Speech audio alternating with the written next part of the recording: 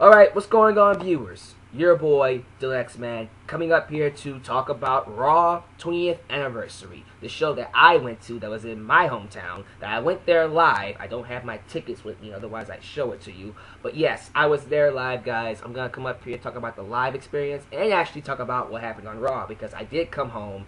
I decided to watch it on TV so I can get your perspective of those who did not go there to see it live. And I'm just going to talk about if it was good or bad. That is the title. I think the titles are down there now. It used to be up there, but now it's down there with the subscribe button. So please, subscribe to me if you have not. Like me on Facebook, follow me on Twitter. Go subscribe to my second channel for tributes and matchups. And please check out my wrestling podcast, Wrestling Paradise. The link to everything, every one of those is down below in the description box, as well as other things. And I apologize if my voice is raspy, because I have lost my voice. As you can tell, I was one of those fans screaming, yelling, getting into the show, because that's what I do. Your boy Alyx, man, he goes to a show, he gets his money's worth. That's what I do, guys. And the crowd was great. I will honestly say, Houston, for the most part, last night was a great crowd. The crowd was very receptive and active throughout the night. Pretty much everything got a reaction, whether it's a good reaction or a bad reaction. The crowd reacted to it. The section I was in was right behind the commentary team. Not exactly behind it, but like the seats on the floor behind where Jim Ross, Jerry King Lawler, JBL, and Michael Cole sat. So that's where I was sitting. And it was great.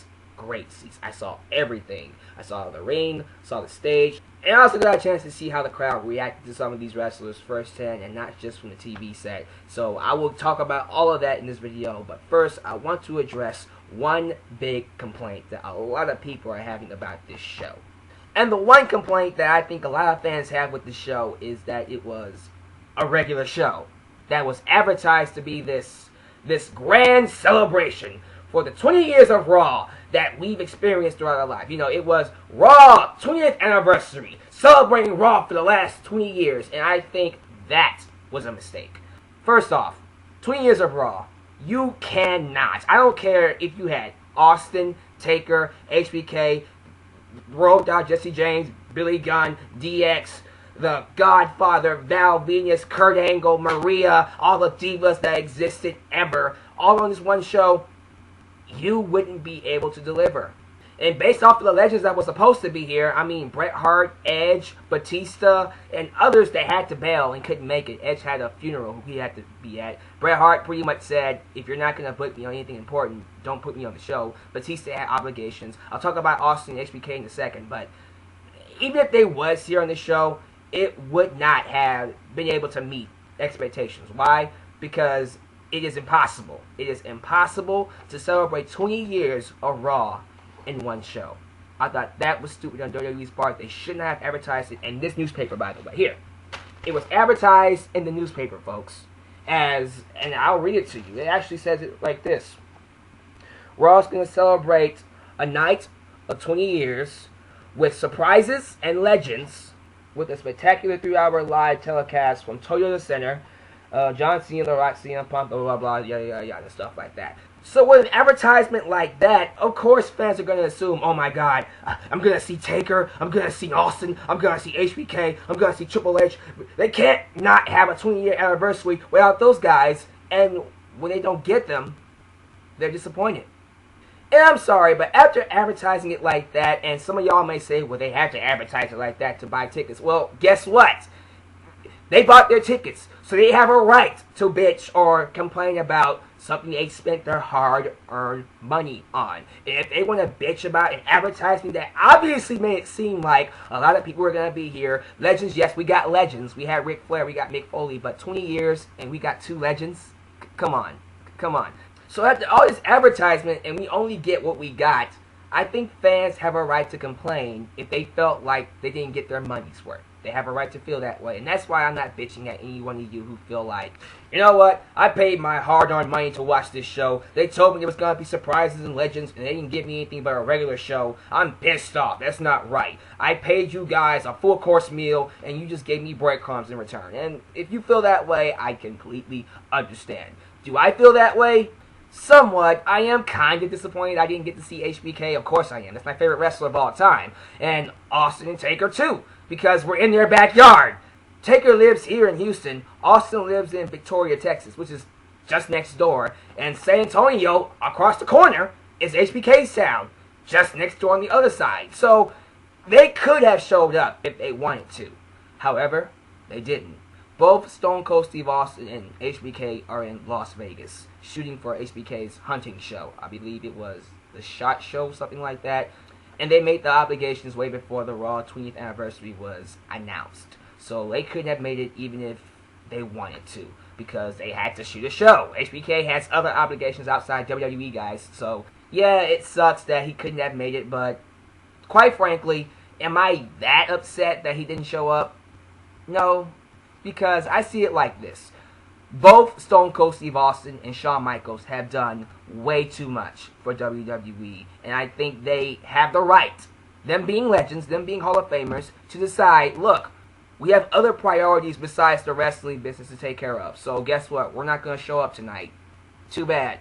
Maybe we'll show up in the 25th or 30th anniversary show sometime down the line. But sorry, we're going to miss this one, guys. And if they want to decide that, they have every right to. I mean, it's not like we won't see him again in the future. I mean, Taker's going to show up at Royal Rumble or WrestleMania, so we'll see him again. HBK can show up anytime he wants. Anytime he wants. Austin, same thing. So if they don't want to show up for this particular show, I'm not going to take it out on them. I'm not going to say you guys don't care about the fans, because they've done enough to show that they do care about the fans. They have Twitter. They have their own shows. Austin's doing movies. They're doing all kinds of stuff to show that they still care about their fans. And just because they don't show up on one Raw, that doesn't negate all of that all of a sudden. So, no, I am not that upset that they didn't show up on this particular show, because I understand. I didn't understand why at first. At first, I was worried, because I was like, wow, y'all, this is the 20th anniversary, and y'all couldn't make an appearance? I mean, for Christ's sake, we're in your backyard. It's not like you have to travel to some state across the country. No, we're just next door to where you live at. So, why couldn't you stop by? And, like I just said, they're in Las Vegas doing other stuff. And they have the right to do other stuff because they're fucking legends, alright? And it's like I said with Edge, Bret Hart, and Batista, they were scheduled to be here, but they got tied down with other stuff. Edge had a funeral. Bret Hart was not going to be on Raw. Like I said, if they was just going to put him in a random segment, he wasn't going to take that shit. I understand that. And Batista was supposed to be here. I thought they was going to do some kind of an Evolution reunion with all four of them, because Ric Flair was here, Triple H, Randy Orton, Batista would have showed up. That would have been an awesome reunion segment, but apparently he had other stuff to take care of, so he couldn't make it. Sucks, I know. So for me, yes, I do understand the disappointment. I really, really do. But I'm not going to use that disappointment to say this was a bad show, because quite frankly, it was a good show. For an episode of Raw that was 3 hours, it was a really good show. And personally for me, if it wasn't advertised to be this grand celebration for the 20 years of Raw, then I don't think we would have all these people complaining, because it wasn't advertised to be something big. If it was just advertised as a regular Raw, people would love it. But since it was advertised to be this big, impossible 3-hour celebration for 20 years, you set their expectations way above the line that it really should be at. And when you don't meet that expectation, people are going to bitch. People are going to be mad. People are going to look at Raw and go, man, you guys really can't deliver on anything anymore. Which is not the case, because this was a good show, but because the expectations were set too high by WWE from their advertisement. Is it necessarily false advertisement? Well, legends, Mick Foley, Ric Flair, sorry. And of course, you know, celebrating 20 years of Raw, they did celebrate it. They did. They didn't necessarily lie about it. Was it at the level as what they presented it as? No. But I don't think they should have advertised it this way. Personally, for me, if they was going to celebrate 20 years of Raw, that should have been the theme for WrestleMania 29 this season. As a matter of fact, that should have been the theme for WrestleMania season, period. Because then it's plausible, and you can use it for something else, like building up to WrestleMania. You can celebrate 20 years of Raw in 3 months, not 3 hours. You know what I'm saying? And if they did that, they can reschedule Austin and HBK for a different date within that span of time, so they don't have to worry about it conflicting with their schedule. See, this is what happens when WWE doesn't plan ahead. They're so focused on thinking week by week or day by day that they don't take their time to take their ideas, and expand it out and actually make the most out of it. Because celebrating 20 years of Raw is a fantastic idea. It can actually do a lot of things for your product. You can actually take people who've been here for the last 20 years, put them up against people who are here right now, and make some new stars. But no, we're going to take the idea and make it a one-night blow-off, which is stupid. They really could have made the most out of this idea, but since they turned it into a one-night thing, it's done now. So that was stupid on WWE's part, taking a great idea and trying to blow it off within 3 hours. That was dumb. But despite that, the show was still very good, and I'll explain all that in this review coming up. Show opens up with Big Show confronting Vince McMahon, and Vince McMahon talks about how he's a genius because he created Raw. Yes, you are, sir. Yes, you are. And Del Rio comes out, and crap, he got a strong reaction in Houston. Really, really did. There are a lot of Latinos or Hispanics here in Houston because this is a big, big city with a lot of ethnics, if you get what I'm saying. So, yes, he got a big reaction from the crowd here in Houston, and honestly, I see it continuing. I think Del Rio will work just fine as a babyface, more than The Miz. But I'll get to The Miz in a second, too. He did show me something tonight that I didn't see for him yet as a babyface. So maybe tonight will be an indication we'll get something better out of The Miz. And I'll just talk about it right now. I don't want to go in order anyways. The Miz had a Miz TV segment with Ric Flair. That, to me, was perhaps the highlight of the night. I thought seeing Ric Flair with The Miz and Miz TV, him talking about, you know, him being a legend and all his favorite moments in Raw. Cesaro coming out being anti-American. I still don't like the gimmick. I think it's stupid, but it was well served. I like seeing Miz have fun with Ric Flair. It was nice seeing Ric Flair elbow drop his jacket, do all the Ric Flair stuff that made me like him in the first place. So that was cool. That was my highlight. Caitlyn is the new Divas champion. She beat Eve in her last match in WWE. Caitlyn got a great reaction here in Houston. Yes, it was her hometown. You would expect that. But still, for a diva, it was a great reaction. I am kind of worried about her opponent going into Royal Rumble. Maybe she'll face Tamina. That'd be nice. I know she's going to face AJ at WrestleMania, but you don't want to blow that off right now. You want to wait and hold that one up until WrestleMania. But getting to WrestleMania is the interesting part, because there aren't a lot of divas right now in WWE. And Eve leaving and her being the top diva in 2012 next to AJ Lee, yeah, not a lot of people for Caitlyn to face. Who's she going to face? Oksana? Yeah, right. But yeah, we'll see where that goes. Wade Barrett beat Randy Orton cleanly. That shocked me. No BS. He beat Randy Orton clean, dead center inside the middle of the ring. Awesome. Sheamus fought 3MB in a preliminary Royal Rumble match where they had to throw the other over the top rope, but Sheamus had to eliminate all 3 members of 3MB, and he ended up losing.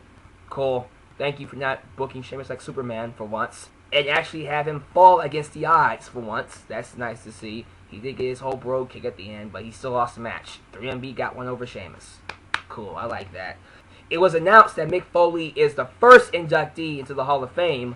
Thank you, bang bang. That was nice. The Shield came out trying to attack him, but got stopped by Randy Orton, Sheamus, and Ryback. And speaking of Ryback, extremely over. He is extremely over here in Houston. Those Feed Me More chants were extremely loud. They were loud even after the show was over. So, honestly, the loudest chants of the night were the Yes chants, Ryback's Feed Me More, and the Woo by Ric Flair. Speaking of Yes chants, we had Dr. Shelby return here tonight. Had a segment with Team Hell No, Daniel Bryan and Kane. That was entertaining with the Rhodes Scholars backstage. They pissed Dr. Shelby off. Sent that man over the edge to where he said, you know what, screw anger management. Get him! Get him! And Daniel Bryan and Kane kicked their asses. And I think they had 2 matches, right? Yeah, Kane beat Damian Sandow, and then Daniel Bryan beat Cody Rhodes, who apparently is selling an injury. So apparently with Daniel Bryan having his leg injury, I'm pretty sure that'll be the reason why Team Hell No loses the Tag Team Championships at Royal Rumble. And the Rhodes Scholars will be your new Tag Team Champions by the end of the month. And quite frankly, I think it's about time. I'm starting to get a little... I'm not saying I don't like Team Hell No, because I still do. I like both Kane and Daniel Bryan. I always will. But the team itself, unless it has Dr. Shelby going forward, it's starting to get stale. Hopefully it gets revamped, or if it's not going to be revamped, split them up and have them go into a feud for WrestleMania. Kane versus Daniel Bryan, Kane's the heel, Daniel Bryan's the face. Make it work. And of course, Ziggler versus Cena. I'll say it like this. Do I like this match more than last week's match? Yes. I like this match a lot more. As a matter of fact, if I got this match last week, I wouldn't have bitched at all. Because, see, in this match, it actually was competitive. Both of them actually looked pretty strong going against each other, climbing outside the ring, and it actually made it seem like Cena was in trouble. And he overcame the odds, again, like Cena does, because he's Mr. Resilient, and he has a red cape on his back. And he's John Cena. He always overcomes the odds. And he's going to win the Royal Rumble and face The Rock at WrestleMania 29. But anyways, the match was nice. I didn't really have a problem with it. Both of them looked strong. Big E really shined in the match. AJ had her moment where she was screaming like a crazy, psychotic bitch, like she is. She lost her temper because Cena would not stay down. She lost her temper. She tried to climb into the cage to distract Cena. Big E slid him a steel chair. He was going to hit Cena with it, but he ended up hitting Big E with it. And then Cena hit him with the AA. And yes, I know, like last week, Ziggler threw everything at Cena except the kitchen sink and still didn't beat him. I get that. But it's Cena.